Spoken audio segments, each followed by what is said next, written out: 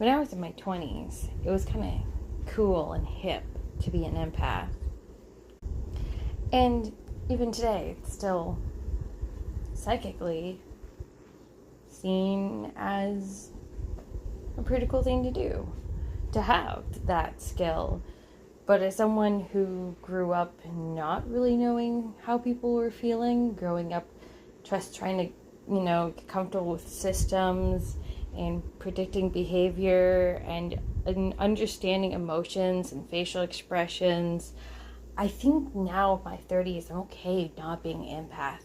Because imagine you feel everyone's emotions and you take on everyone's emotions.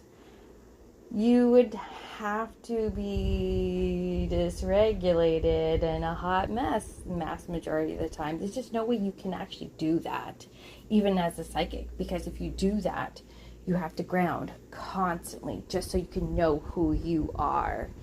And I'm finally okay with that. And I want to suggest to other people who want to be an empath, you don't have to be. There are other really cool things about yourself that you should be proud of. Because when you take on that empath role, and I've seen people with that empath role, I saw how chaotic the toxic, negative, dark side of empathy could be. I'm not saying you can't have empathy. You can have empathy and not be an empath.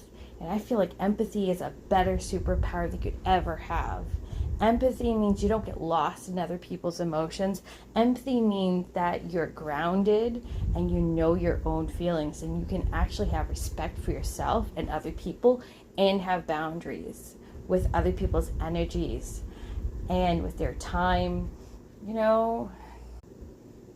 What is so cool about being empath? I don't like the idea of being lost and alone and scared in a sea of immense sensory overload, because that's what it sounds like to me. I mean, what would I know? I'm just trying to figure out my own emotions.